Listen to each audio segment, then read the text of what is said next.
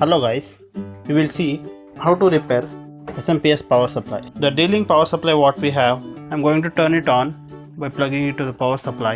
You can see that not giving the proper output, few LEDs blinking and few LEDs constant, but still there is no output in any of the ports. Let us measure the output in a multimeter. The output what we are getting, both the side we can see that somewhere we are getting the voltage around 2 volts which is fluctuating, and another port which is giving me around 2 volts of output.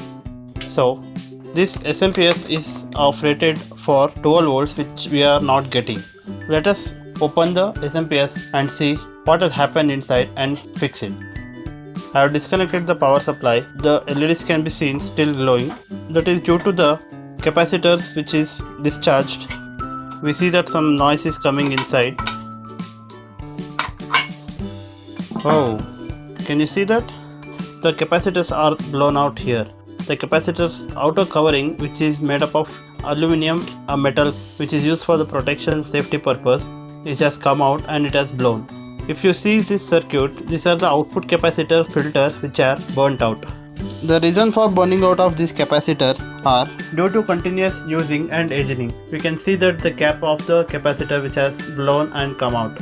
So this is the capacitor which internally is made up by rolling the dielectric material between conducting material. This is the conducting paper we have, and this is the dielectric sheet which is rolled inside the capacitor. If we see the rating, I can make out that we have a 1000 microfarad capacitor of rated voltage, let me see, of 16 volts and 470 microfarad capacitor of 16 volts. These capacitors are usually what we use is of higher rating of output voltage because the capacitors are very sensitive to the voltage. A slight increase in the voltage damages the capacitor very fast. So let us desolder this capacitor and replace this capacitor and check the output. For replacing the capacitor, we need a soldering toolkit. Let us open the box and remove the PCB from the attachment, and we will desolder the damaged capacitor and replace it with a new one.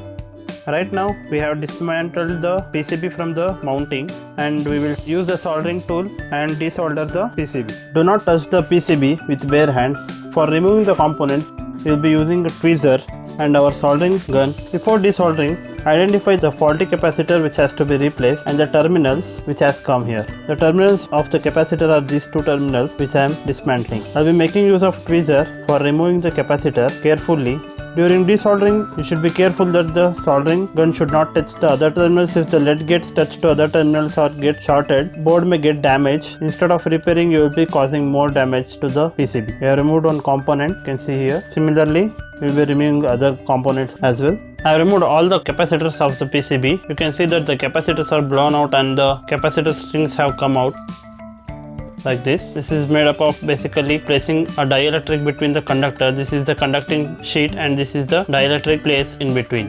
Almost all the capacitors are blown out. Now we will replace with other new capacitors which are good. I am replacing with other capacitors. I have taken the capacitor from an old PCB. While choosing the capacitor, you should consider that the rating what we have should be of the same microfarad, or if you can use a higher rating microfarad, as we are using it here for the filtering purpose, the DC output will be smooth one, and you should make sure that the voltage rating should be the same as which was there, or you can use higher rating also, but going for lower voltage is not recommended. If you go for the lower voltage, the capacitors will blow out as soon as you turn the circuit. Because the capacitors are very sensitive to the voltage, it is not recommended to use lower voltage rating. In capacitors, we can see that there is a polarity. Polarity in the sense, this is a DC, we will have a positive and negative polarity. From the capacitor also we can make out the marking which is present here is a negative polarity, and the other terminal which is present here is a positive polarity.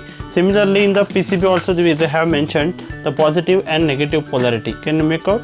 Similarly, we will be placing the capacitor into the PCB. Let us solder the capacitor to the PCB. Unlike soldering for the first time, we have to make sure that the holes in the PCB should be cleaned after removing the components. After removing the components, the hole will be closed by the remainings of the soldering. So we have to clean that by removing the excess lead present. If not, it will be very difficult for us to replace new component into the PCB. We have replaced the capacitor on the one side and we will replace the capacitor of the another side.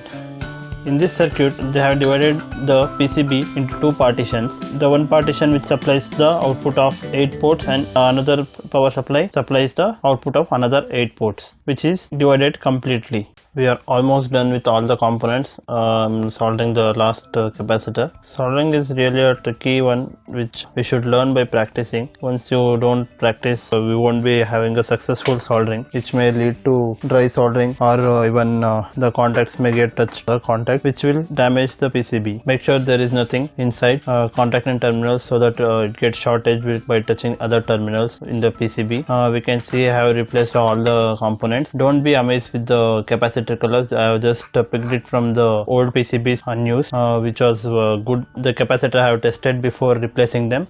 Make sure you replace with the new ones if available.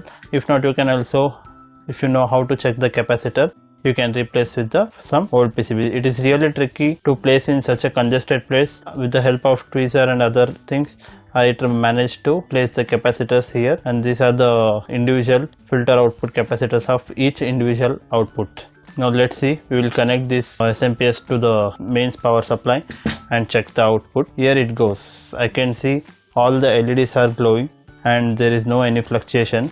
Let us measure the voltage, how much the voltage we are getting. There it goes. You can see the voltage, it's exactly 12 volts. Let us measure on the other side also, because these are two individual power supplies. On the other side also we can see it is measuring 12 volts output. So we can close the PCB. I have fixed the PCB as of now. We will close the outer cover as well, and we have 4 screws to be placed. Here it goes, and our SMPS is repaired and ready to use. Thank you for watching. Please subscribe if this video was useful for you to understand how to repair SMPS. SMPS which we have repaired is the D-Link SMPS, which is used for CCTV continuous power supply. It has 16 outputs, 8 and 8 outputs, and each output has individual output ports. Go and grab your SMPS today and repair it. If you have any doubt, please feel free to comment us in the comment section. I will be replying you. Thank you for watching. Do not forget to subscribe and like Creative Scout. Keep watching. Stay tuned. Thank you.